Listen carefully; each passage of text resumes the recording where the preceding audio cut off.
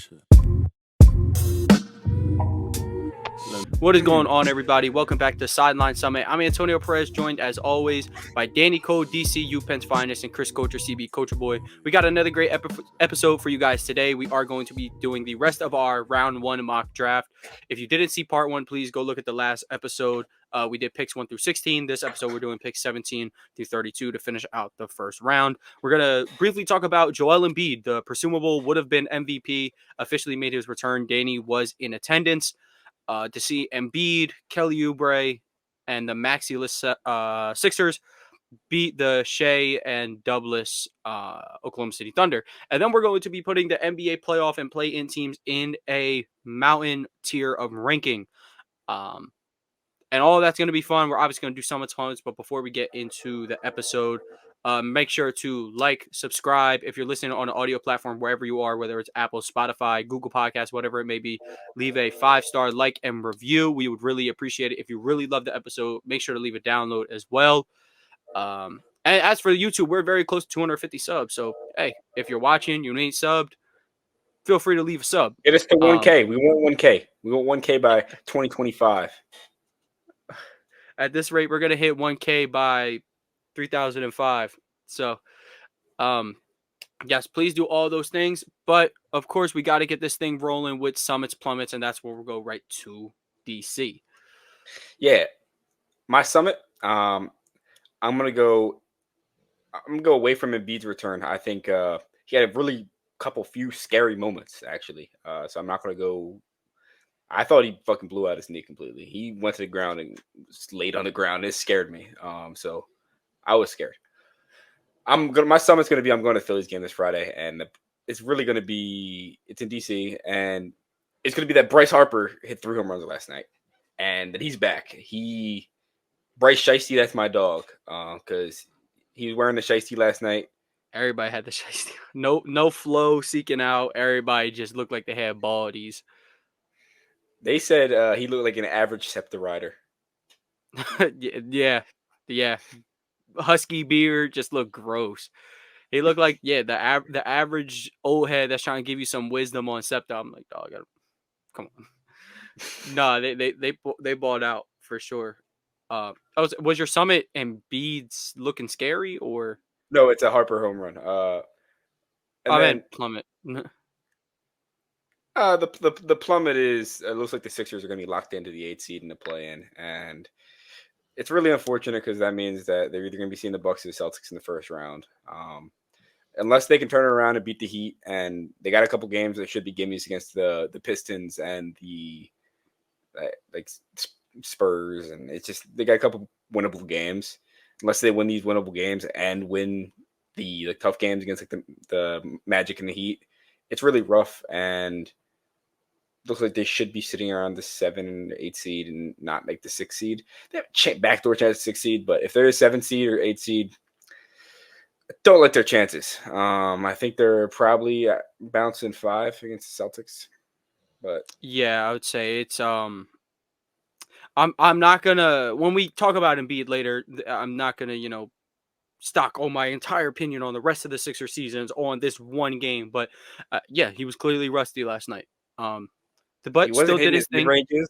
Yeah, we'll talk more about that later. But he was still doing his thing, getting to the line, getting the easy ones, helping his team out. Chris, what's the Summits and Plummets looking like for this week? Summit is women's basketball, and I'm happy that people were paying attention this last couple of days.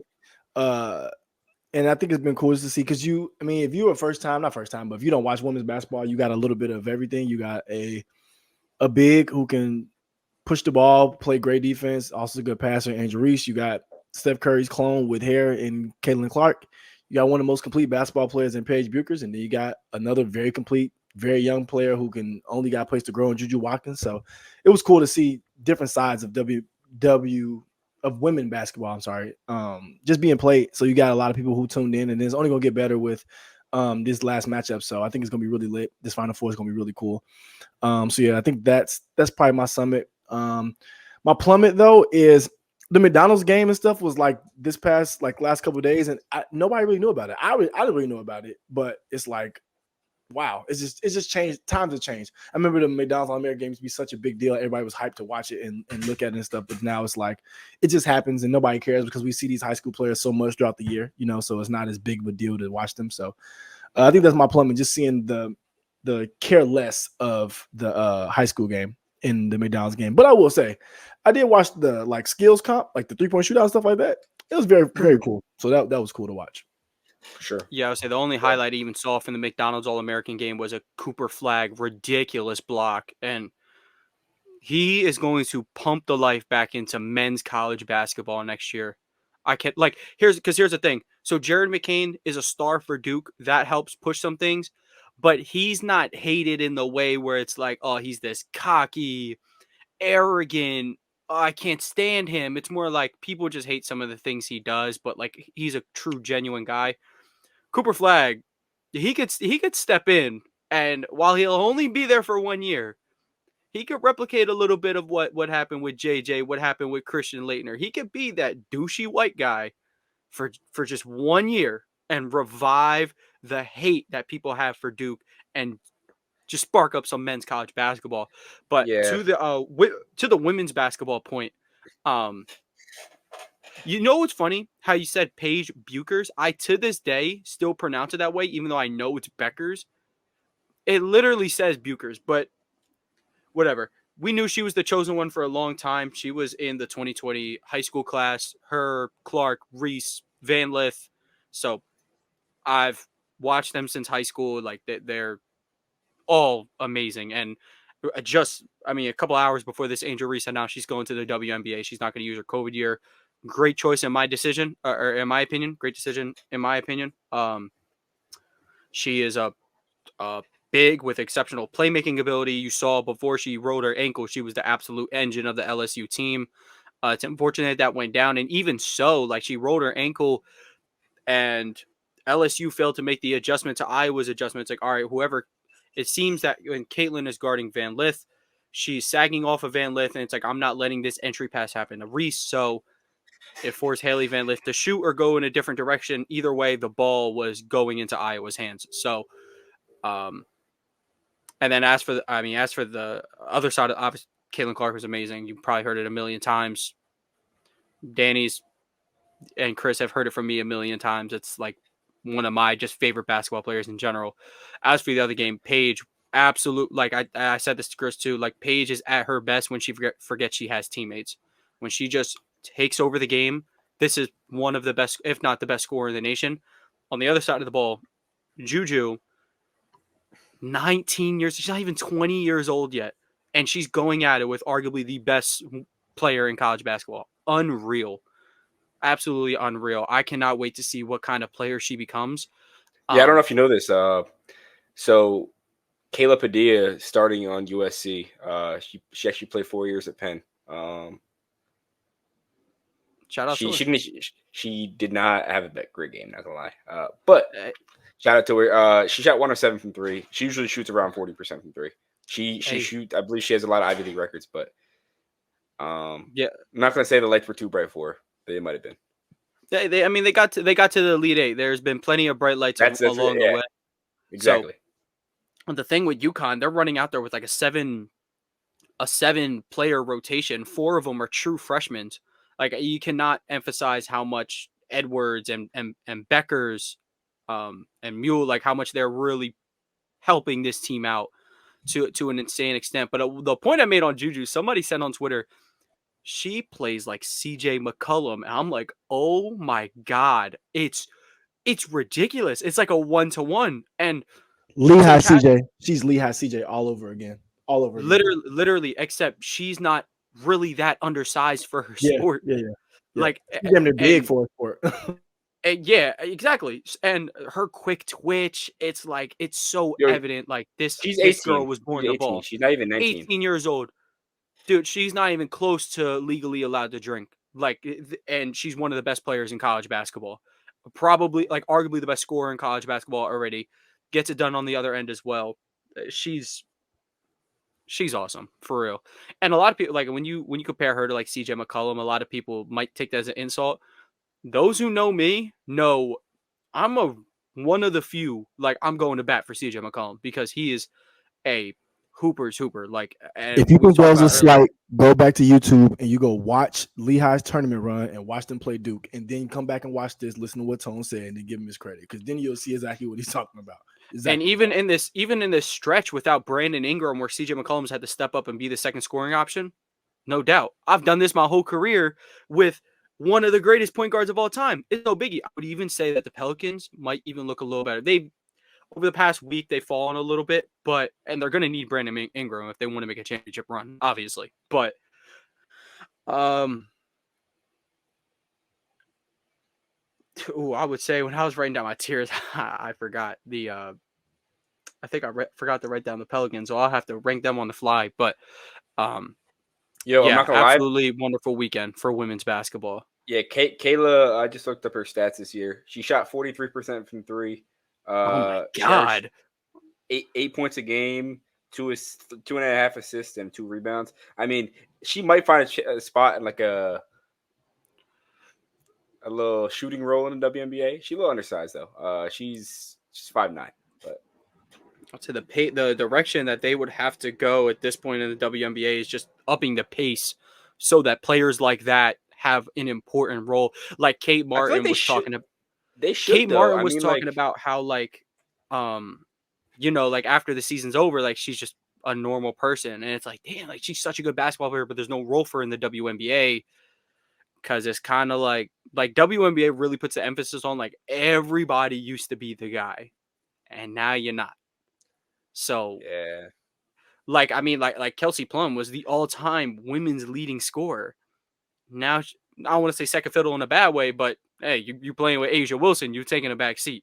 You're playing with what we might be looking at one of the best peaks in WNBA history. Like, I truly feel that way. Like, Asia Wilson's that good in my eyes. But yo, I got a question.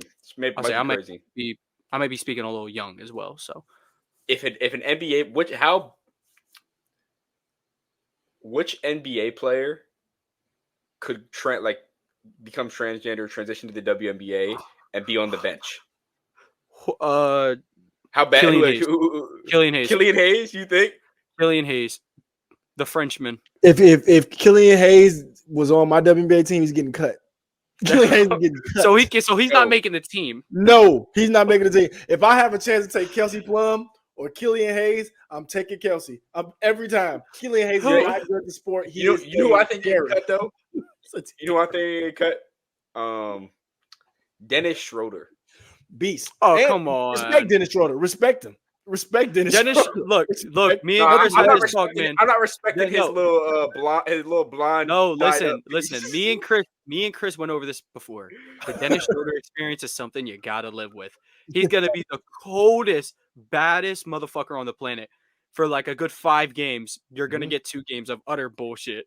But you're gonna get a game where he does that one move where it looks like he's about to go to the screen. He does this like little fake. You know the move I'm talking about. It's hard. And it does nothing, but it looks cool. But it does. That Jones hard. Stop lying. That shit goes hard. It's like just about as hard as LeBron's move. That gets me every time. It gets me every time. Maybe it's so weak. Y'all see he made someone fall yesterday with spiritual pressure? That was just off aura alone. Chris, I'm not gonna lie. When we play pickup, Tony literally does the LeBron move.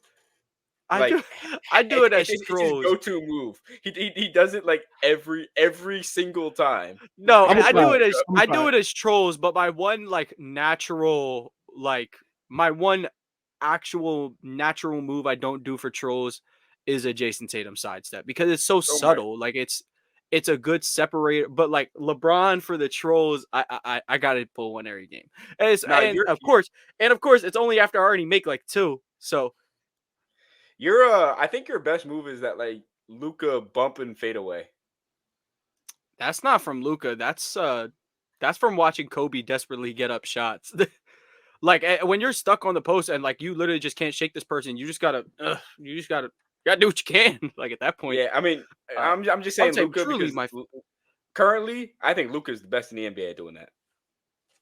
Yeah, his mid range is very good, and playing with Kyrie Irving is going to unlock some of that. Absolutely, Kyrie is masterful at every spot on the floor. I would say, well, my favorite thing is to tuck the ball and run through the lane like a running back. So shout out Giannis, man. He'd make a mean fullback. Yo, our Frank aside, that's all he does. He literally No, just that's what tucks it. not because High's nice with mid range too. I would say that's what Gavin does. But if Gavin can't get there, then but Gavin's not one to shoot either. So he more often than not he's not settling. But It's bad. our man Gavin, bro, he just want to be like D Wade. He just want to be like 06 D Wade. He don't want to shoot. We get into this cup. That's Dude, our guy. He might take less than 2 threes in a pickup game all summer. Yeah, he averages less than 1 3 a game for sure. But you don't leave him open because when you shoot him, he makes them. He's like Bam in a way. All right, Like enough of the reject leagues pickup basketball. We have to continue with this mock draft. I'll pick it up. I can pick up for I would say, do we want to go opposite order? So yeah, we'll you'll go opposite start order. and then me and then Chris. Yeah, that's fine. We can do that. All right, yeah, that sounds good to me.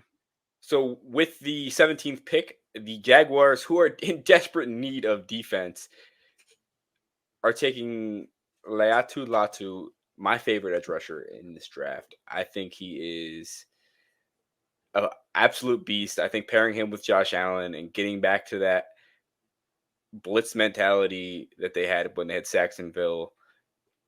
You think you got a weapon in Trayvon Walker, but you need more D-line depth than Trayvon Walker and Josh Allen.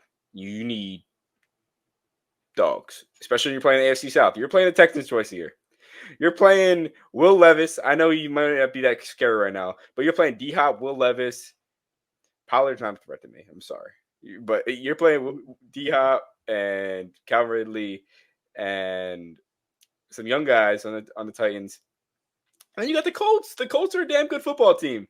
Jonathan Taylor is arguably the best running back in the NFL when he's healthy. Yeah, I've said it.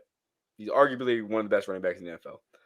And you got Michael Pittman, and that team's very good. So their division could see 3 playoff teams next year. It's possible. Yeah, absolutely. Latu here, I mean, like he's, in my opinion, like I think he's a lot closer to like maybe best defender in the draft than like not, I guess you would say. Like I don't want to say worst player in the draft, like that's such a wide spectrum, but like yeah, he's really good. Running theme is that these Pac-12 guys are getting, I think, a little under scouted because the recruits get very sleepy and they don't want to stay up. But no, he's very good. I like his quickness. He's really good with his hands. And those are 2 things that aren't just going to go away. Those are 2 key things that young players can't translate a lot of the times. And you look at with Tyree Wilson. I mean, like, yeah, he was insanely raw, but he wasn't really that good with his hands. He was always just like, I'm just going to be bigger, faster, stronger. And hopefully year 2 changes up for him because I have some high hopes for him now. But yeah, I definitely get what you're saying. And that puts me, or sorry, I'm definitely up. I'm a couple picks back. Give me 1 second. Okay. So I actually, with that Jaguars pick, I was going to take Zach Frazier, but I would say the emphasis on defensive line cannot be understated. I'm going to go with Jerzon Newton here out of Illinois for the Bengals. That defense is bad. They could have honestly gone in any position, but I think with Latu off the board, I don't really like the other edge rushers that much to the point where I would take him here. I think Newton is very exceptional, very strong, going to be able to take on double teams, especially in a nasty AFC North. Played some Big Ten football. He's used to that nasty stuff. So yeah, I'm gonna take Newton here for the Cincinnati Bengals. I believe he's the second Newton to come out of a college that has blue and orange in it. Fig Newton. Yes, that would be Cam out of Auburn. Or Cam, former Florida legend Cam Newton before the laptop. I guess they are blue and orange too. Different shades. Yes. All Cam knows is blue and orange. Yeah. So that puts Chris on the board with the Los Angeles Rams. And I want to say the pick is easy because you could choose so many, but when there's so many on the board, you don't know what to do. They have so many holes to fill. The Los Angeles retirement home. Yeah. And when you lose your best player, in my opinion, Aaron Donald to retirement, you have to replace him. And if you do that, if you choose to do it in the first round, I think you do it with Byron Murphy from Texas. Reason why? I think this dude is super disruptive out of what I've seen. Like at the end of the day, like the little bit of tape I've seen is always running through 1 or 2 people. And I mean, if you're going to replace Aaron Donald, you got to have somebody at least run through 2 people because he had 4 people block him, still couldn't do it. So I think if you're trying to, start over and kind of replace that, and of course, he's not going to come in and replace Aaron Donald. He's a Hall of Famer, obviously. But if you want to start, I think he's a good place to start and plug that hole right in the middle. So I choose him. Yeah. Texas too. And I know Texas football is always lit. At some point, they're going to have good players come out of there. So I think he could be one of them. Yo, I love the scouting report on this guy. His pros, explosive first step, punch and presser imposing. But his con says he needs to be quicker and get off counters. So they're pretty little counterintuitive to each other.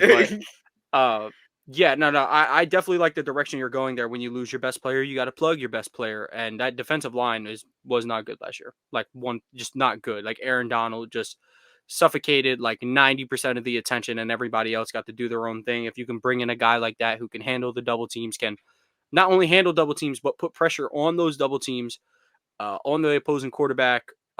You don't have, Coach Morris anymore, but I think that would be the way to go. I think your offense is kind of just, it is what you got Stafford, you got Kupp, you got Puka just running back. So you got to figure out how to make that talentless defense talented. So I like that. And I know why Danny wanted to go first. It's so he could get the pick with his Steelers on the board at 20. I feel like they were picking at 20 a lot. Like that one time when they drafted Kenny Pickett. Yeah, and the one time that they traded up pick 20 to pick Devin Bush. We're not going to talk about that, though. But now we got Patrick Queen. So that's all that matters. Pray for times like this, man. Chris, I'm sorry I had to slate you there. Anyway, I think at pick 20, the Steelers are going to pick an SEC monster. And I'm going to let Tony take a guess before I select who it is. I would say, we're talking between Arnold or McKinstry here. Am I off? You're on the wrong team entirely. We're going Amarius Mims. Okay. He allowed 0 sacks in his entire career at Georgia. We took a Georgia tackle in the first round last year on Broderick Jones. Why not go get his best friend? We're going to be rocking with Broderick Jones, Amarius Mims, and the third tackle we like to call Darnell Washington. I think the Steelers are in desperate need of a tackle because Dan Moore is not cutting it. I think they go shore up the offensive line for Russell Wilson and Justin Fields over the next couple of years. See what they have happen.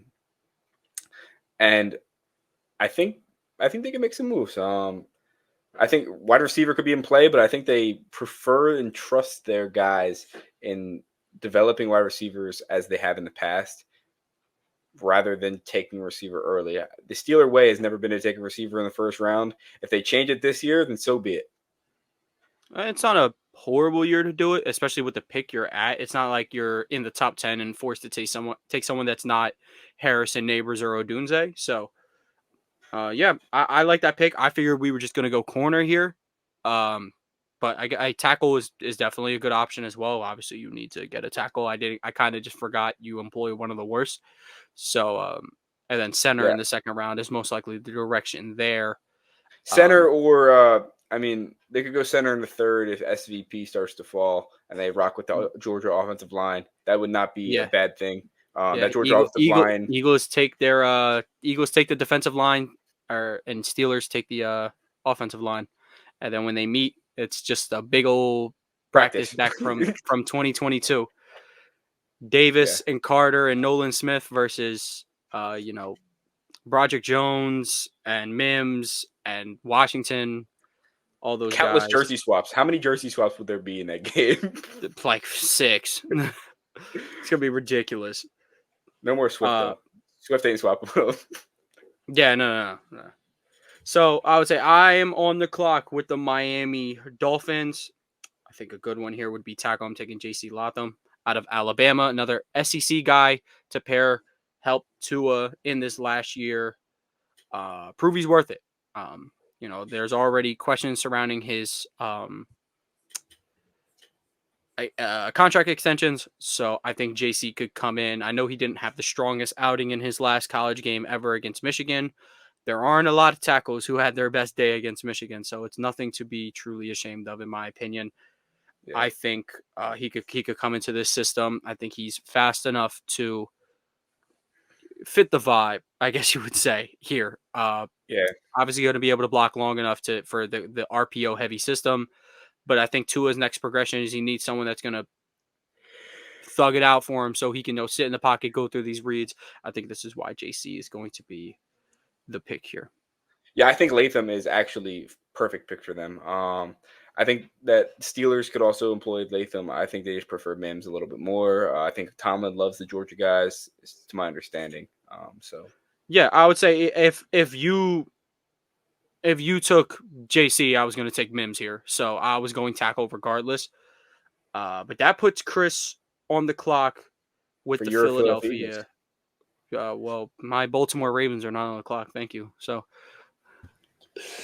I was between two picks right here, and I still am as I'm talking about it. But I think just for sake of what I've been talking about, I'm going to take secondary help.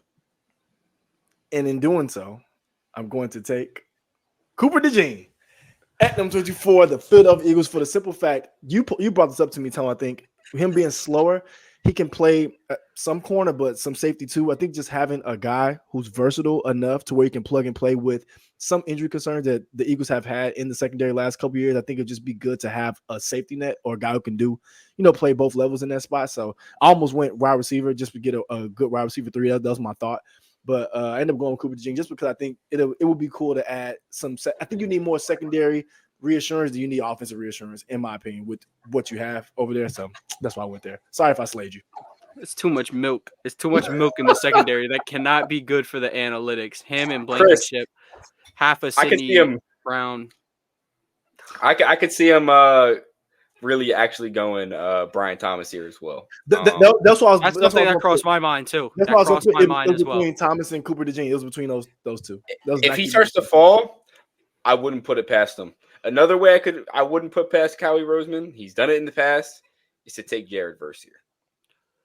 Yeah. That's another one, but also with not a Vic Fangio system, but with Vic Fangio himself. I think I would leave the edge rusher, linebacker, weird things to him because obviously we just had the issue with like having Reddick and Sweat and Nolan Smith. It's like, well, who's going to actually be able to play some real hybrid outside linebacker for us? So, but yeah, I definitely get what you're saying. All that milk in that secondary can't be good, but I trust the vision. Another thing with that is having him play safety. You can have Gardner Johnson play some real slot corner for you. So that's another part of it. Have him be a little interchangeable. I still don't like Cooper a lot as he would be a day 2 corner, which isn't bad, but he's a day 1 defensive back, in my opinion. So it's a great pick there. Danny is on the board with the needy Minnesota Vikings. Earlier in our draft, I had them taking Jackson Powers Johnson. They would real life probably go to quarterback. I think they could use the interior offensive line help, and I love Powers Johnson a lot as a prospect. So that's where I went, but Danny is in control of their second pick. He could very well give them Joe Milton right now. Now I'm giving them Bo Nix. I think that Bo Nix at this point of the mock draft is a decent. I think if they don't go and get JJ McCarthy earlier in the first round, they have the second pick in the first round. I think it's a safety thing for them. They were like, we don't want to trade up to go get a guy. If the Giants take JJ, then we could take a quarterback early or wait and take Penix or Nix, see who falls to us with our second pick. I think that's exactly what they're doing. And they wait, and I think they like Nix a little bit more than Penix. I like Penix a little more, but I think they're going to be shied away from the injury concerns. It's possible. And I think Nix has this big arm that will allow Justin Jefferson to go make plays and go over top. And I think that's what they really need in this offense. Whereas Penix is like, you kind of saw him struggle in the national championship when when he couldn't get the deep shots off, and he had a little flustered. So I think that might be sticking in their mind in the film, that when he gets pressure, he wasn't really on his game. So I think to go Knicks here, he's a little bit extendability in his plays, and he has a big arm to make deep throws downfield. And I think Knicks is a solid quarterback that could sit behind. And yes, I think he's going to sit behind Sam Darnold the first year. Yeah, I would say with KOC, an absolute mastermind on offense. Same thing you had over at Oregon. Yeah, I think Bo Nix could fit here. Again, I don't think he's a first round quarterback, but at some point the Vikings will he be there next time? We don't know. Let's just do it. So I absolutely love the pick. I did have them taking Cooper DeJean here. They created arguably the greatest milkman at safety of all time in Harrison Smith. If he didn't go to the Eagles, I would. Yeah. But no, I like that pick as well. That puts me on the clock with the Dallas Cowboys. And originally I had them taking Byron Murphy the second, but Chris has already taken them off the board. Now the Cowboys, luckily for me, are a super, super needy team. They could use a lot. PFF says they need a running back, wide receiver, tackle, center, D-line, linebacker, and corner. That's a lot. That's the I team. think corner might be a little, I think, exaggerated. Obviously, the little brother Diggs is coming back. I think Bland is going to. Bland was targeted a lot last year. I think he's going to go through the development of being a real corner and not just, pick six merchant. I would say with this pick, I would say you have Lamb. Cook was a fine wide receiver too last year, but I wouldn't, I wouldn't settle for that, if you get what I'm saying. So I would say the two guys I'm in between right now, Thomas Jr. and Mitchell, I'm going to give them Adonai Mitchell out of Texas. That pairs him in a room with college rival CeeDee Lamb, who went to Oklahoma. And I see a lot of similarities in their game. Mitchell to a lot lesser of an extent, but a guy who can, he can run routes across the field. He can make plays after the catch, solid hands. Got the knack to make people miss. So I'm gonna go with Adonai Mitchell here. I don't know, man. They said AD Mitchell is a lock to be a Steeler just because he shows no effort on some routes. Hey, man. Someone clipped him not giving effort, and they're like, "Yo, he's a Steeler." Hey, man. If that's the case, then I can't argue with it. If Steelers Twitter saying he's a Steeler, just like Eagles Twitter saying Nate Wiggins an Eagle, it's the inevitable.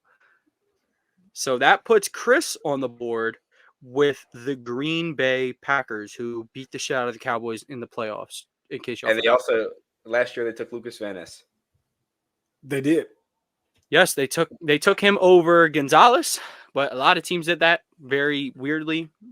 Gonzalez was, like, in my opinion, like a top 5 talent in that class. But dude, when he was healthy last year before he got hurt, he was defensive rookie of the year.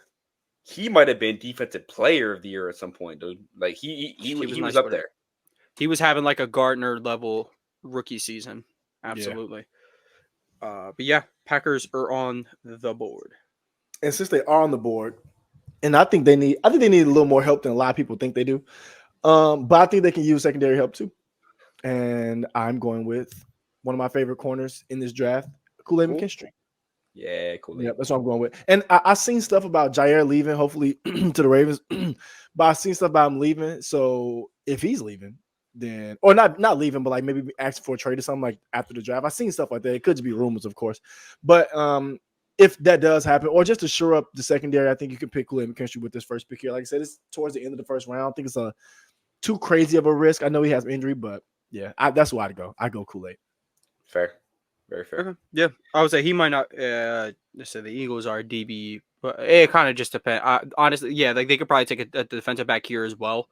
It kind of just depends who's available. And McKinstry, who's one of the best in the class, is indeed here. So, yeah, and with the next pick, I think the Tampa Bay Bucks are on the clock, and I got them taking Jared Verse a few hours away from Tampa Bay. I think they get their guy, stay home, and he's honestly my sleeper edge rusher in this draft. And you're getting him in the late first round. He is honestly one of the most powerful edge rushing talents in this draft. I've watched him bulldoze tackles back into the quarterback for Florida State, and it's really impressive. And I think that he has potential to become like an edge setting threat, not just like a Hassan Reddick Swift. Let me get around a tackle. I think he can set an edge really, really well, and he's really powerful with his hands. So that's really impressive to me. And I think that Tampa Bay has been a phenomenal job developing their edge rushers the last couple of years. So as you saw, the Eagles were flustered. I mean, I'm not to like shake you or anything. They were out AJ Brown. No, you're absolutely correct. We went over this several times about how like we don't know if it's a coaching scheme or these guys are just soft, but like yeah, this defensive line is bad. So yeah, absolutely. I like that pick. Bucks honestly could have went in a lot of different directions. But yeah, the most important guy is quarterback. Second most important guy is the guy who goes after the quarterback. So, or you could say the guy who protects the quarterback, then the guy who gets the quarterback. But let me let you guess. What was his pass rush win rate for Florida State last year? Pass rush win rate. I would say I don't want to. If I assume it's in the same, like the percentages are in the same range as like NFL ones, I'm gonna say like I don't know, like maybe closer to like 40%. Oh no! The pass rush win rate in the NFL rate is nowhere near that high. He is. I'm thinking. Steve, this is why you don't get too caught up in pass rush win rate plus double team rate, because then you get your numbers fluctuated. Yeah. He is a 22% pass rush win rate, which is really good. It's really good. It's phenomenal. Absolutely. So his only downgrade, he's not really great at stopping the run according to PFF. But hey, look, when you set an edge, you're not really good at stopping the run. You just gotta force someone else to go stop the run. Yeah. So that's called setting an edge. Like when you're an edge rusher. When you're an edge rusher, you don't get a run stop usually. You usually set an edge to let a linebacker fill. It's how football works. Yeah. And so with Arizona Cardinals on the clock, I was originally thinking, hey, let's get Kyler Murray as much help as possible and beef up his offensive line a little bit. But I think with the addition of Marvin Harrison, the way they ended the season last year with Murray healthy, they were putting up some pretty good numbers. I think we're going to beef up the defense a little bit, and we're going to get Terrion Arnold, the corner out of Alabama. I would say, because honestly, like the way I'm shaking it out, it's like in my original, he wasn't here. So the fact that he's here for Arizona, yeah, I'll take him. I think Kyler's got a decent amount of help on offense for now. Let's get that defense settled. I mean, even that incredible game they had against Philadelphia in weeks, I think 16, 17.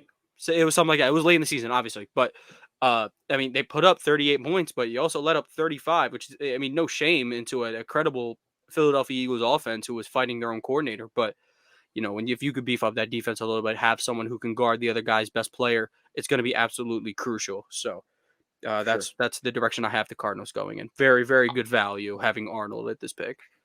I'll tell you something. I don't know who played corner for the Cardinals last year. I couldn't name who played corner for the Cardinals. So. Neither could I. Like, and I don't care if that makes me a casual. Dude, can you name anybody in the Chargers corner room right now? No. Is J.C. Jackson in there? Oh, my tripping. Nope. I would say he went to New England. I tell you what, though, they're paying him, though. They're still paying him. He just doesn't play for them. So, oh, wow. Damn. I was about to say Chris Harris. Then I forgot it's not 2017. Oh, man. Shout out Chris Harris. No fly zone legend. But, yo, I remember he was the only person that locked up AB. Shout out to him. Oh, my God. Here's another interesting one, though. If we recorded this last night, we would not have this intriguing pick on Chris's hands. The Buffalo Bills don't have a wide receiver one, as Stephon Diggs has been traded. Well, they do. They have Curtis Samuel. What do you mean? Oh, I forgot. They also have Shakir, who's pretty baller. He is nice. Khalil Shakir is nice. Like he's wide receiver 2 next year for sure, but we need a wide receiver 1. Whether that comes in this draft or not, that's kind of up to Chris right now. But Buffalo Bills are on the clock. And you can't sabotage Josh Allen. I was going to, but I won't. Since he's still on the board, and he probably won't be on the board in real life, I'm gonna take Brian Thomas because he's still on the board. for us. Dude, I Well, like He that. didn't go yet. This would be a W for them, I'm sure, because I mean, Brian Thomas is probably a top 10, top 15 pick, maybe not top 10, maybe top 15 pick. And for him to fall here to the Bills, especially after trading away Stephon Diggs, I think this would be a W pick. So yeah, Brian Thomas. Not really Chris, much behind that. You already know. they could do the most Josh Allen thing ever and just say, "We're taking your buddy Lad McConkey." You know what? I was gonna say him too if Thomas was gone. If Thomas was gone, he was gonna be who I was gonna say. I was gonna say Lad McConkey if Thomas wasn't here. Yeah. For sure. No, I'm saying like I like that. they I could love want to that take pick. Lad because race. Yo, he doesn't check the Buffalo. boxes. It is Buffalo, dude. You can never. Yeah, upstate New York is a very weird thing. But that puts Danny on the clock with the Detroit Lions. Oh, so just real quick with the Thomas pick, it's kind of so backwards. You usually have these expensive receivers and then the cheap quarterback. Instead, you have the expensive quarterback with the cheap but good receivers. It's certainly a way to go, but I'm afraid Mahomes has broken the Buffalo Bills, just like Tatum broke the Sixers and the Nets. High key the Bucks too, but sorry, shameless Tatum plug on the topic of Josh Allen because they're low-key the same guy, but it's all right. Yeah, I have the Detroit Lions taking an edge rusher here. I wish they had like a better corner on the board at this pick, but I have them taking Chop Robinson out of Penn State. I think he gets to the quarterback really, really well. He's a freak athlete. I think he exemplifies all that Dan Campbell wants in a player. He looks aggressive. He plays his heart out, and that's what Dan Campbell loves in defensive linemen. So I think the Lions go get another defensive lineman in the first round. But yeah, I like that, and especially because like there was a lot of topic all years. Like Aiden Hutchinson, can he become a tier 1 edge rusher? Can he lead your unit? Probably, but maybe as a 1B or 2A type of thing. I think you add Chop Robinson to the mix with him. Now we're talking about a serious defensive line, especially a defensive line that really picked it up late in the year in their playoff surge. So yeah, I love this pick. Now I'm not like super high on the entirety of the edge rushing class, but I watch Chop Robinson every weekend as a Penn State fan. So I am indeed a fan of his. I like the way he can, his pass rushing ability is clearly superior to his run defending, which I don't know, leave it up to the Lions to figure that out. But I'm on the clock with the Baltimore Ravens. I am no hesitation taking Lad McConkey here. I think you need this quick twitch, for sure target for Lamar Jackson. I think you pair him up with like hopefully a healthy Rashad Bateman and Zay Flowers, and we're talking about a real unit here. Obviously, you also got Isaiah Likely. You got Mark Andrews. Again, you could just rattle off all these names and say it's a good core, but in reality, you have to watch him play as well. So, but I think McConkey would come in and be Lamar's favorite target from day one. We're talking like Lamar. He wants to get, he likes to get the ball out fast. He can throw the deep ball, obviously, but for the best thing to do with the running quarterback is to set up RPOs, set him up with Lad McConkey. I mean, dude, we're talking about like a super dangerous offense here. So that's where I would go. Chris, who if you had to pick for the Ravens, where would you have went? Out of who's left? No, yeah. Well, let's just say instead of me making this pick, let's say you made the pick for the Ravens. Who are you getting? I would have went Lad McConkey too because I want to go wide receiver. I love Xavier Legette too as a receiver. Just in this class, I think he's really, really good. But I think Lad will be lit for the Ravens because I think you need, like you said, quick twitch and sure-handed too. I'm not saying Zay's not. I'm not saying Bateman's not, but he's sure-handed, and I feel like in a offense that has Lamar Jackson is going to have so many random off-script plays, having a guy you can trust, I'm cool with that. So I would have went that. Yeah, so, I like Xavier for the Ravens a lot. He's a jump ball guy. Something they don't really have. They don't have that. I don't think they've ever had that in the last like 5-6 years. Not since Anquan, for real. Because I'll tell you this, Odell's not a jump ball guy anymore. Yeah, not since Anquan. We haven't really had a jump ball guy for real since Anquan. Yeah, so my opinion. I'm gonna tell my grandkids about. I'm telling my grandkids about 2012 playoff run Anquan Bolden and Dennis Pitta. Shout out to him. Dennis Pitta. But Chris, that puts you on the clock instead with the San Francisco 49ers. Yep. And this is probably gonna be a surprise pick. But I think Brandon Ayuk's on his way out. I don't think he's gonna be there too much longer. So, and this is probably just our preference. We just talking about him, Danny. I'm giving the 49ers Xavier Legette. I really like him as a receiver. And if you already got Debo, you can get like a smaller baby Debo kind of an extent. Not really jump. I mean, I know he's a jump ball, good jump ball, but just like build how built he is. I think it'd be lit to just give Brock Purdy another option that's another bigger receiver, stronger guy. So I don't know. I think that would be pretty cool, especially with the unsure of Ayuk. And I've seen some crap about them maybe trading Debo. I think that's more of a rumor. But if you're going to do any of those things, I think bringing in Legette would be cool right here. Well, I'll tell you one thing. I believe the Niners are rumored to be talking to Tyler Boyd. It's kind of if they sign Boyd, it kind of makes this a little rough. Because I don't think they. Yeah. But definitely, if they get rid of Ayuk, I don't know what they would do. Potentially to Pittsburgh, potentially to a different team. I don't know who's in the running for Ayuk. Definitely not the Eagles. They would never do that. The Niners actually have this weird beef with the Eagles after they got their ass. They would never trade with us. I love the Niners-Eagles rivalry. That's the new premier rivalry in the league, in my opinion. No. Ravens-Steelers is fake rivalry. It's just 17-10 every game. No. That's still a nasty, good, old-fashioned rivalry. I like a good. It's not artificial, but like an out-of-division rivalry. That's just y'all see each other often, but y'all don't like each other. That's what I like about the Eagles Niners one. It ain't fake. Or like a couple years back, Ravens Titans, that was gorgeous. It was gorgeous. They didn't like each other. They were throwing haymakers at each other, but they're not in the same division. So it's not like they're forced to be rivals. They just don't like each other. Browns got a rivalry with everyone. Yes, because they have someone who wasn't wasn't careful with those young ones. So yeah.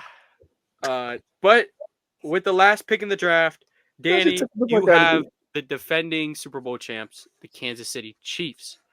So depending on what the verdict is with Rashee Rice, clearly he's victim of, or I mean he's done something wrong. They could take a wide receiver anyway. They could use one anyway. They could. I like the Hollywood Brown signing's phenomenal. But with Hollywood, Rashee Rice, Justin Watson's okay.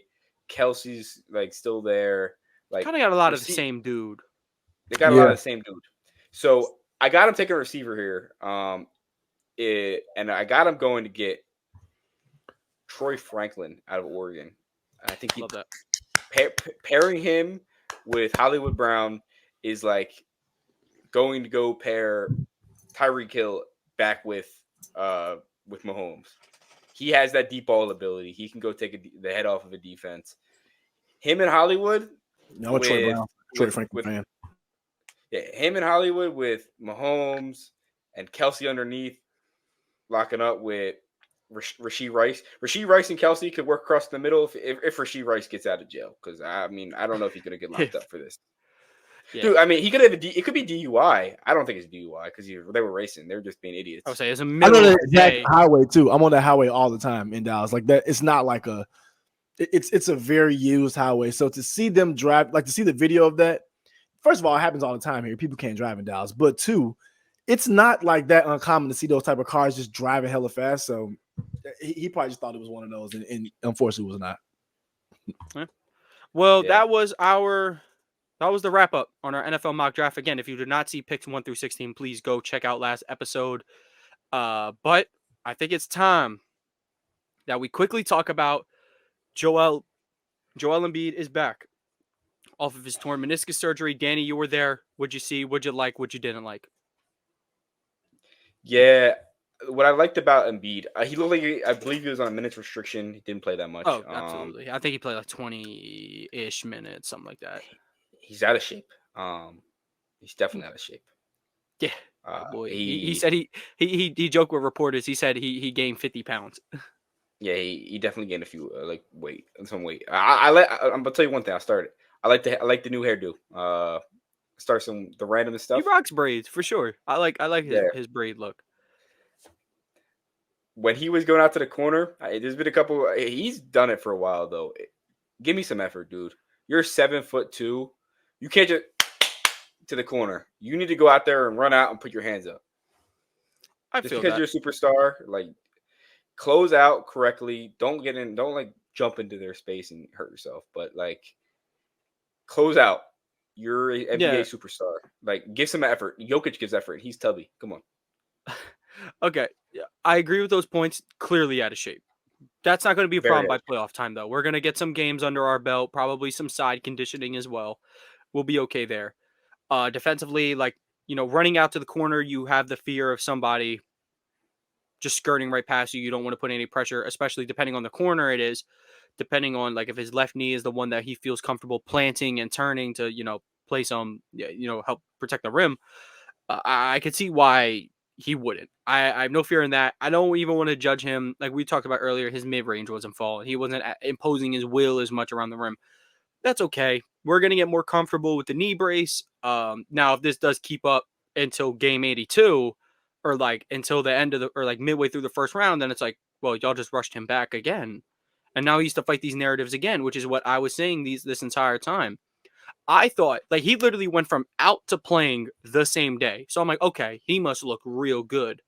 And again, I'm not going to judge him off this one game. There were still things I liked. Got to the line, which is his thing. That's how he makes his impact on the game. Slows the game down. His points are going to rack up. He's going to rebound. So that's what I liked about Embiid's comeback. No Maxey. Kelly Oubre stepped up a lot. Tobias Harris started amazing and then turned into Tobias Harris. Uh, I don't want to speak for Thunder fans when I say this. I feel like I see a lot of them say they don't like Jalen Williams, the center. I have no problem with it. Can shoot the occasional three. Is a pretty solid defender. I don't know why the Thunder don't like him that much. I think he's He's not a ugly. 1-to-1 to Chet because there's not a lot of those ever. But that's a backup center that can play in the playoffs. I feel like I don't know. I think he's a little. Obviously, I haven't watched 82 of 82 games of Jay Will, but I think he's pretty solid. That's just my thing. Chris, Yeah. what did you I don't know see if you. with Embiid's? Oh, go ahead, Danny, before we move to Chris. Yeah. I believe he had 12 assists. Oh, Right. Embiid, yes. No, not Embiid. Jay Oh, Will. Williams. You said He had a Jay kick. who? He was just Jalen Williams. I believe he had a lot of assists. I thought you said J Dub. I was like, J Dub wasn't playing, but Jay Will. Oklahoma City plays Boston tonight. So Yeah, if this will be out. SGA doesn't play, This yeah, will he be had out 12 Thursday assists. morning, by the way. Are you ready for this Ben Simmons stat line that he had? 6, 12, and 6. Yeah, I mean, look, that's solid. He's a good playmaking center. Didn't shoot really well. He actually went 0 for 5. Now I'm saying he's a stretch center, but he played okay. Played okay in my opinion. Yeah, this is going to be out tomorrow morning, so we'll let that Thunder Celtics game sit. But Chris, what did you see before we get into our playoff pyramid for our last segment? Just seeing the guy who's rusty and just being a hooper, bro. You just know, like, sometimes the office is just gonna feel different getting out there. And I couldn't imagine the NBA game with the conditioning and the pressure that Embiid's gonna get on him. Like, as far as people they're gonna hit him, they're gonna bum just because he's a big guy. Not to hurt him, but you know what I'm saying. He's gonna take a lot of just pressure throughout the game. So I think he played solid for a comeback game, first day back. Like I said, I personally didn't want him to come back because I just feel like the season's kind of lost at this point. But seeing him come back, I did like the way he looked overall. Like I say, he just looked a little gas and out of shape, but I mean, that comes with missing as much time as he missed. Still looked very skilled, even though the mid-range wasn't falling. It was still on target. Like you said, that's going to just come with reps. So I think he looked pretty good. Happy to see him back on the floor at the end of the day because he is one of the best players in the NBA. But yeah, just look rusty. That's all. Yeah, like a lot of those misses, they're not like he's blowing bunnies. It's like we talked about this with Tatum, PG, Booker. When you're a guy who wants to facilitate that mid-range, sometimes your shots are going to fall, sometimes you're not. And when you're missing inefficient shot selections, it's going to look bad. But yeah, I would say with that being said, we can transition into our NBA playoff pyramid. So we have 19, not 18 teams in conversation for the NBA playoffs. I'm not including the Hawks, the Bulls, or the Rockets. The Rockets, they're 2 games behind with a much harder schedule than Golden State. Hawks, shout out to them. Super cool. If they had Trae Young in a 1-game scenario, hey, you know who I'm picking. Bulls, shout out Kobe White. Super cool kid. but they're not making much noise without Mr. Lonzo Ball. So we can start off how I have it split up is we have 4 tiers. The top tier is super, super, super exclusive, only held to 2 teams. That is going to be our championship favorites tier. Next tier is going to be our championship contenders tier. Other teams that, they could probably win this whole thing. Next tier will be, again, it's going to be 4 teams in that tier. This one is going to be like dangerous, could make a run if they get the breaks, could play some spoiler. And then our final tier is going to be of 5 teams, and they're going to be like, maybe you could win a playoff series, but I wouldn't bet on it. So let's start at the top. Championship favorites. Boston Celtics. Denver Nuggets. I feel like at this point, when you're talking championship favorites, you got the defending champs, and then you have the team that's top 5 all time in net rating. So I don't think there's much debate here. It's an exclusive club for a reason. If both teams stay healthy, it looks like they're just on a complete, crash course. Yeah, crash course to end up meeting each other, unless Jimmy Butler has done his dance with the devil one more time. But we'll talk about the Heat later, though, because everyone knows I'm very, very high on the Heat because of Butler and Bam. And Terry Rozier, my dog, who had 30+ last night, was hooping. I'm tired. Let's move to tier 2. I'm tired of him. I think tier 2 is a lot more up for debate. We're talking contenders here. I wanted to kind of go 2 from each conference, try to split it up that way. So let's start in the West. So outside of the Nuggets, who are we deeming the next 2 most likely to win a championship? If we're going by that, give me the Clippers and the Thunder. Okay. I have Clippers in there. I have Clippers in there. Experience, obviously, with Kawhi, who's championship pedigree. PG has plenty of playoff experience, whether it's good or bad. You have Harden, plenty of playoff experience, whether it's good or bad. Brody, got Norman Powell, championship made. Clippers are in there for me and Danny, at least. Chris, who were your 2? From the West, I have the Clippers and the Lakers. I know this sounds crazy to have the Lakers in there, but I swear to God, the Lakers can get past if they can either get the Nuggets late or get them early. They're either going to be out in 6 games or they're going to win championship, in my opinion. So I have the Lakers and the Clippers in there. I love it because they turn it on in the playoffs, dude. It's not unspoken. We've seen it every year. The Lakers turn it up right around April, and they gear up and they say, "Let's go win a championship." And they make a run at it every year, no matter how bad they are. They're playing last year, right? Yep. 9 seed. Yeah, they were the 9 seed. What are they right now? They're the 9 seed. Oh, were they 9th last year or were they 8th? I think I might be tripping. Were they 8? It doesn't matter. They were 7. They were 7. They were 7. They got Grizzlies first round. That's my fault. Yeah. I'm super bad at math. So the next tier, not this tier. This tier we're going to stick with 4. Next tier is going to have 6. That makes a lot more sense.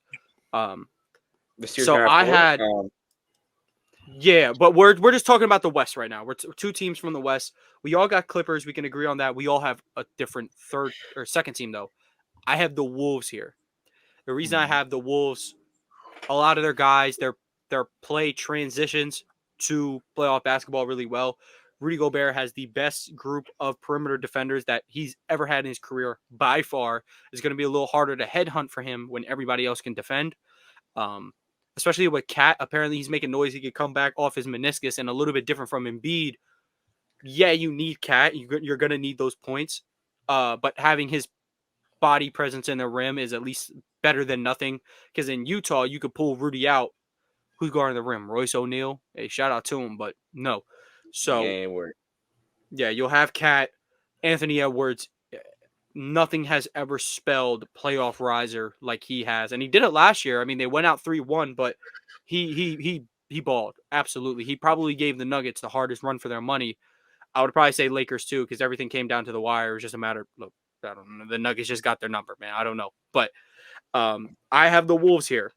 So I would say we don't have to agree on a list or anything. But I would just love to hear, Danny, your reason for Oklahoma City, because they're younger. A lot of people have low-key been sleeping on them. So I'd love to hear what you got. They're younger. People are giving them no shot to win the playoffs. What I like, their depth. I know their rotation gets cut down in the playoffs and all that. I really, really, really like. They can run an 8-man rotation and have all 8 guys be really good. And you're gonna have guys like Gordon Hayward probably get cut out of the rotation in the playoffs. Yeah, yeah. Hayward's not playing for sure. I mean, unless Giddey comes back to normal. Dude, Giddey is the weirdest player of all time. But no, like this team, yes, though, he is. This team Karl screams Malone big close 3. second. Karl Malone's 1, Giddey's close second. But this team screams big 3. You got Chet, SGA, J-Dub, Shea, and J-Dub. This team is a threat, and they remind me of the Spurs of our younger era. I don't know why. They move the ball so fluently. Chet is like a really, really he's a stretch 4. I mean, Timmy wasn't really a stretch 4, but Timmy could work. Timmy could stretch the floor for as much as that era needed to stretch the floor. Yeah, stretch 4, then you have to go to 18 feet. You didn't have to go to. Yeah, I was literally about to say that. Like 18, 19 feet, that's stretching the floor enough, especially for a power or a center who was trying his dear so hardest to be a power forward. But no, they remind me of like this era Spurs. I could see that. Yeah, and they're young. They're looking to grow together. Only thing that's going to mess that up is contracts because the NBA does not want to see draft talented teams stick together. Okay. Side note: NBA coaches get dressed up like they're going to dinner. Really? That's the vibe you get from them? Dude, they're wearing like nice shoes and they're wearing like fancy jeans and like what was it NFL Joe coach Mazzola dresses like a bum. Yeah. That's what. But dude, Nick Nurse and the Thunder coach were looking like they were going to like Del Frisco's in Center City. Hey, bro, they took what do y'all wear into the Embiid debut very seriously. I just don't get it because like, in other sports, baseball managers wear a baseball uniform. In football, yeah, like Rob Thompson wears a hoodie. Like he dresses like a legit bum. I mean, no, I don't hate it. I mean, I like a coach that look. You gonna be super casual or like, hey, put a suit on. Like, I'm down for coaches putting suits on. I'm down for football coaches putting suits on again. I'm with that. Nick Sirianni pulling up in his Italian mafia suit that I know he has. Yeah, looking like a straight thing out of the Sopranos. Absolutely. This is very off topic. I'm sorry about this. No, go ahead. No, that's what I was talking. I'm sorry about bringing this. Oh, the suits. I would say. Could you imagine, Mike? Hey, no, the suits is a very good topic. So, and then I was like, Chris just said if they can like duck the Nuggets somehow or just get them at their weakest. Yeah, that's another reason. Here's another reason why the Lakers are a good pick. LeBron. I forgot about that guy. And the way Anthony Davis is playing, not forget LeBron like that, but the way Anthony Davis is playing, bro, this is the way that everybody complains about him playing until the playoffs. Like, oh, why he couldn't do this all year? He's done it all year. And if he has the nerve to take it up another notch, the Lakers won't be able to be fucked with outside of Jokic. Because at the end of the day, bro, Anthony Davis has been top 3 big man in the NBA this year, period. No matter how you want to slice, he's been the top 3 big man in the NBA this year, only behind Jokic. He's and so lucky, dude. So he gets to see my sunshine every day in practice. Max Christie? That's shit. Oh, I thought you were talking about Darvin's sunshine. Sorry. My bad. Oh, no. Everyone's sunshine. Yeah, LeBron has 63 points over the last 2 games, and he's missed 6 shots. So, bang. Crown him. You know what's the great thing about LeBron, especially over these last 2 games? It's like the last game, he killed you with the 3. And then this game, he did what old LeBron would do. I'm just going to do whatever I want. That guy. My sunshine, my only sunshine. He makes me happy. Okay, so we can move on to the next tier, which is this is the dangerous tier. Now this one doesn't have. Oh, sorry. All right, it's contender. Yeah, you're right. Contenders in the East. My 2 teams are Bucks and Knicks. I agree with you 1,000%. Those are my 2 teams. I think the Bucks. Knicks just got to get healthy. Knicks just got to get healthy though.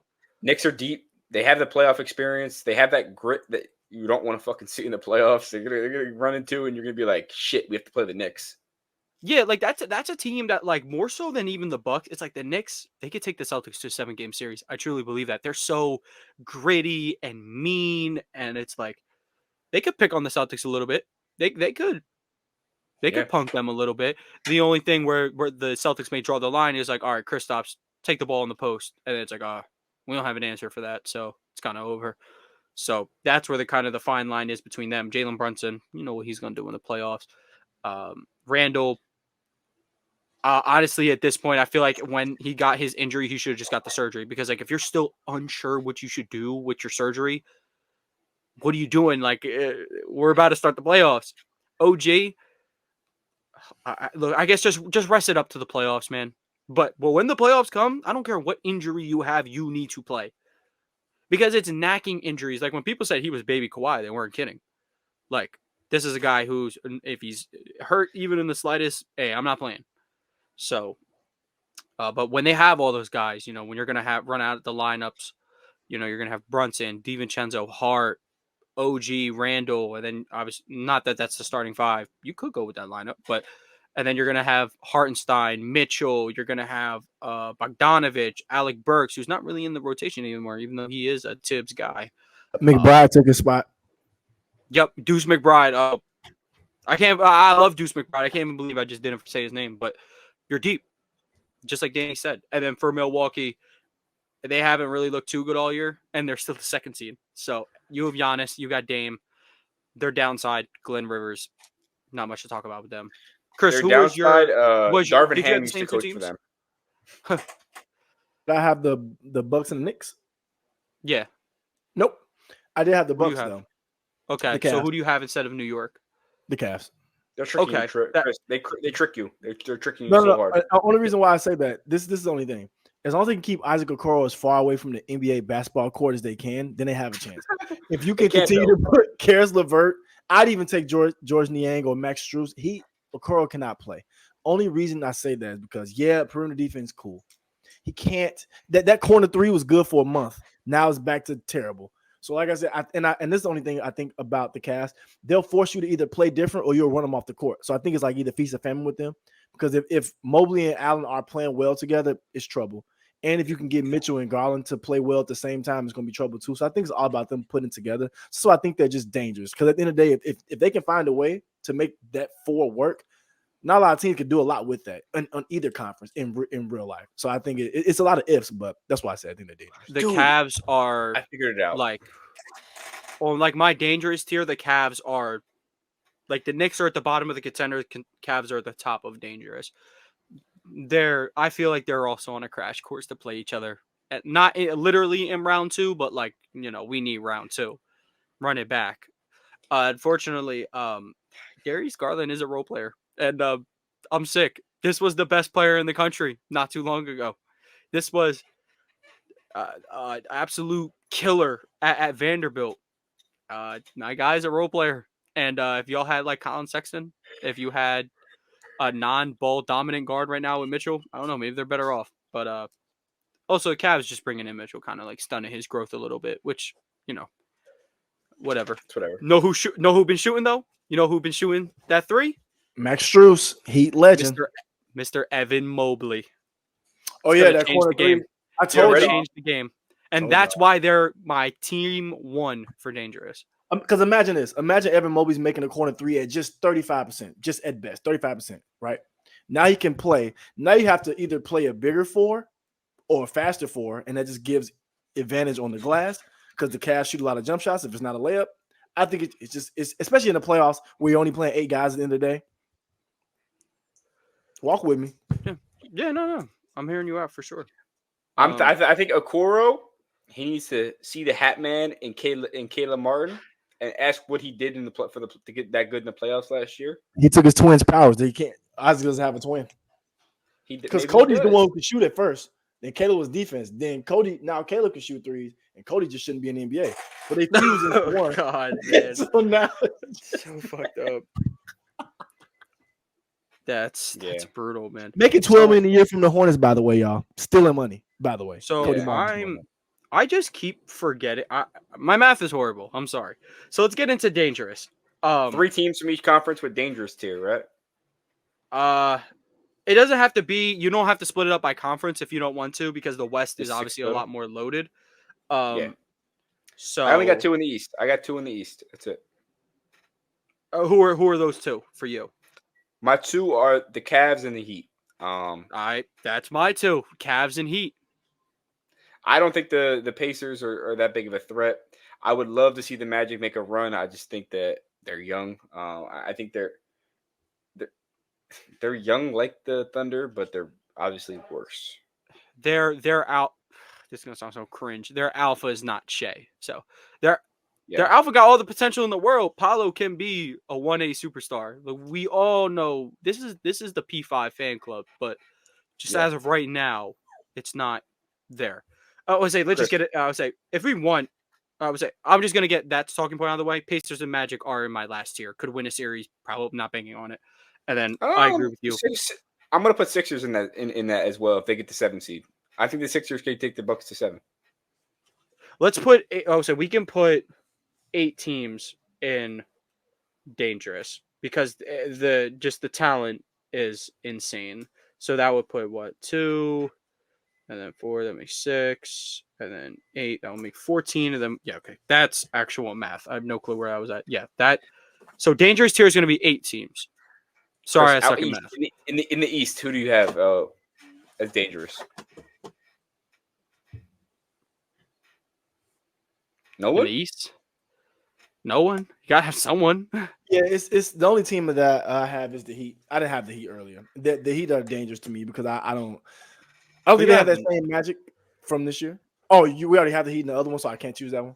No. I would say if the Cavs are in like your contender tier, I would figure the Knicks would be in the dangerous. Oh, I'm sorry. Yes, I thought you used this. Yeah, Knicks Knicks and Heat. Okay. Knicks and Heat. Yeah, my bad. Okay, so Yeah, you're the opposite of us. We have the same 4. Yeah. So let's talk about the West. Let's talk about the West. I would say I also have the Sixers in this territory. They have Joel Embiid. That's my talking point with them. Yeah, but let's go to the West though. Let's go to the West. I'm going to start with a team that could find itself in the 4 seed by the end of the year, the Dallas Mavericks. Chris, Okay. you're a really, really lucky man in seeing Luka Doncic and Kyrie Irving. I think this team has been playing phenomenal basketball. Yes, Facts. yes. Chai goat. I think they've been playing phenomenal basketball. I think they're a gritty team.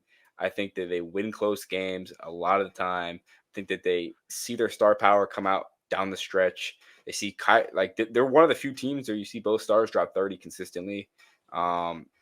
It reminds me a lot of the Cavs back when they had LeBron and Kyrie, when they had a guy that did it all, ran the offense through him, and then Kyrie worked off of that. And I think this is Kyrie's most natural role in a really long time. Yeah, I would Since agree. Cleveland. You're right. Yeah. This reminds me a lot of like Kyrie, KD, like KD, especially in that Nets uniform. I've talked about him all the time about KD in New York was just so unbelievably well rounded. That's how I kind of see Luka right now. And of course, you got Kyrie just doing his thing. Oh my God. I guess they're not. Give me 1 second. I'm just gonna let them out. Those have awakened. But yeah, no, they woke up. They heard someone coming. But back to the point. Yeah, I agree with everything you said about the Mavericks. I love that you said this seems like Kyrie's most natural fit. And yeah, now that you have Lively and Gafford, you have hopefully Derek Jones Jr. He can hit those threes in the playoffs. He's a very good player to have on the court.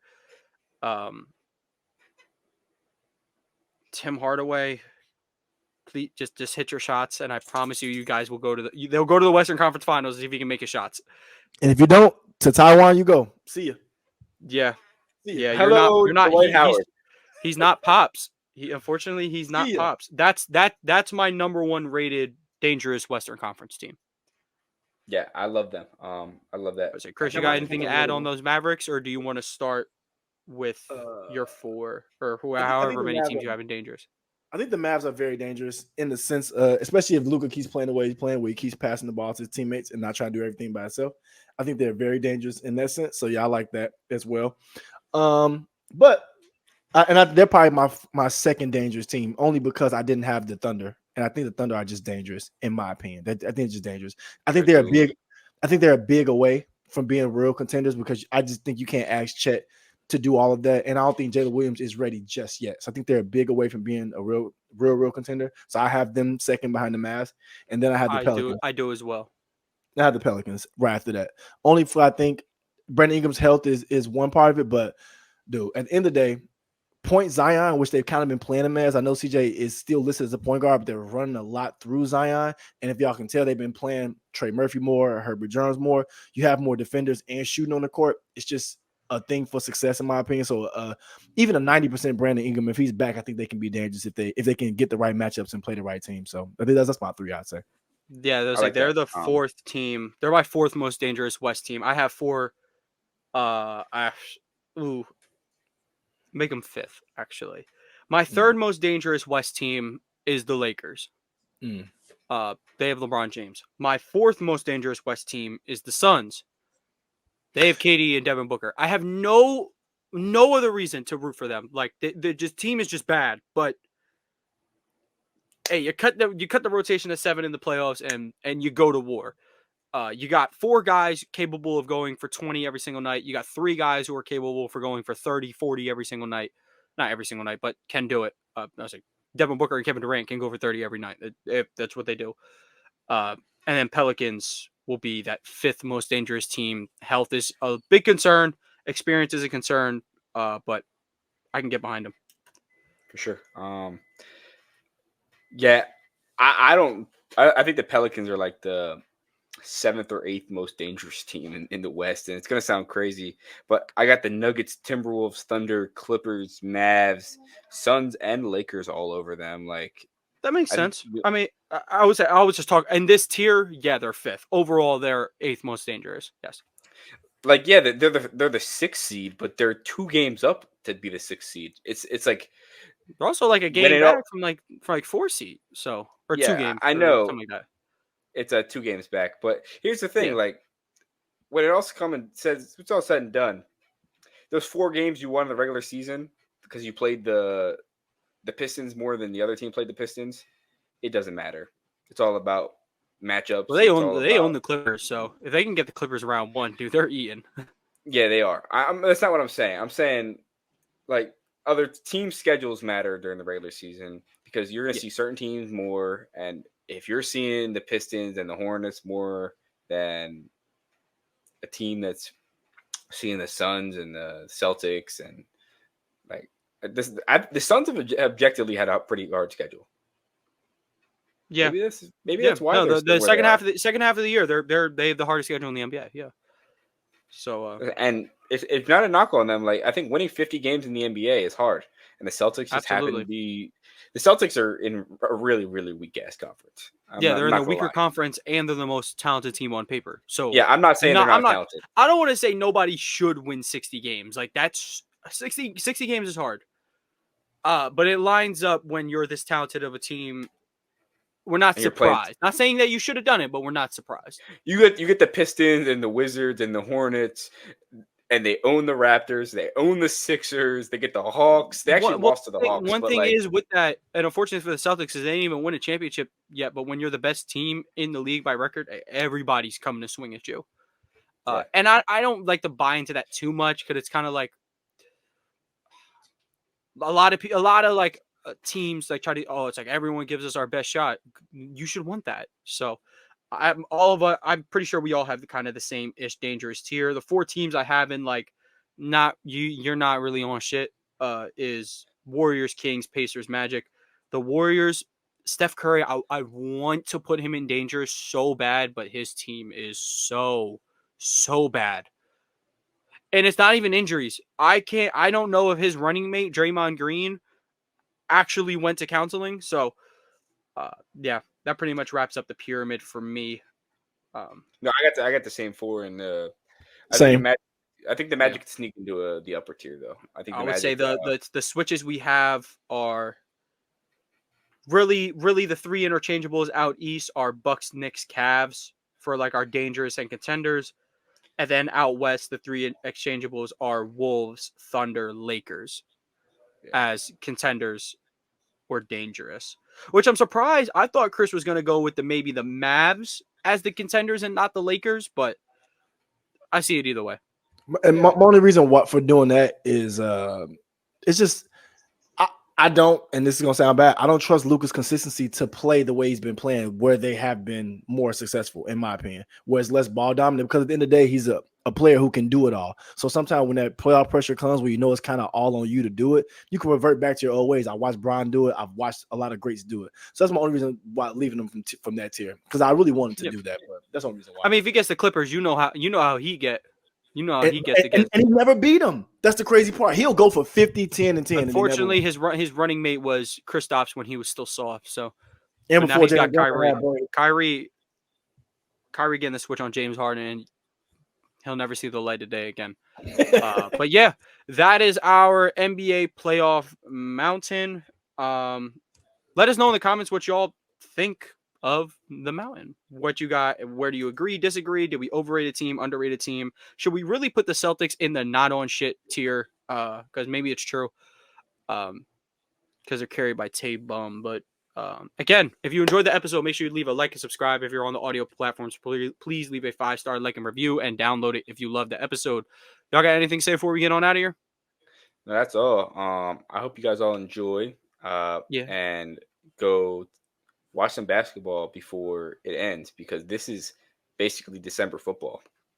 This is where it starts to be like, I can't watch my favorite player anymore for another 6 months. So it's heartbreaking. It's heartbreaking. Says yourself. I'm watching them Tatum highlights all off season. And Danny too. On top of that, if you're a fantasy player like I am in his playoffs, please watch for teams coached by Greg Popovich, the Hornets, and teams who don't really give a f anymore, because now they're just shutting players down for any reason. So just be aware. That's all I want to let y'all know. They shut down Jeremy Sohan and Devin Vassell for no fucking reason. Like, Zero reason, dog. Wemby's just about to average 30 and 15 for the rest of the year. Almost had that quad double last night. Yeah, that was ridiculous. The most insane stat line ever. Okay, I said those assists are not happening. It's a sequence where he blocked Jokic, got a putback where he almost dunked it, then blocked it again, and then Jokic dunked on the fourth time. But that sequence, him being able to run down the court that fast, first of all, at 7-4 is kind of ridiculous, and then for them to have to let us do what he did, he's fake. We were in our seminar for sports analytics, and we were doing what is the probability that Wemby actually gets a quadruple double. I believe it's never been done, or it's done like once in history. I think only Hakeem, right? I thought it was Duncan Robinson. Or not Duncan Robinson. David Robinson. It might be. It's David or Hakeem, I want to say. No, it's been done a few times. David and Hakeem. It's Nate Thurman, Alvin Robertson, Hakeem Olajuwon. I was right. I thought David got one. Damn. And then David got one. Will probably has a million unofficial ones, but David got one. Dave, okay, you was right. Okay. Yeah, David had 34, 10, 10, 10. Shit. Hakeem had 18, 16, 11, and 10. LOL, man. Alvin had 20, 11, 10, 10. Okay. Wait, did he have 10 blocks and 10 steals? No. Oh my god. I would say he didn't get it with the assist. Jesus. I say if you consider that, then Nate Thurman had 22, 14, 13, 12. That's pretty solid, yeah. The new game on the street is Wemby Gamma. If he's ever done a stat line that no one else has ever done, Wemby Gamma, which I feel like that probably happens like with a lot of people every single NBA night, or it probably happens over a course of the season that someone's never done this stat line. But yeah, that's everything from us, from AP New Freezer, Culture by Migos, and DC Comics. Thank you guys for tuning in, and we'll catch you guys next week.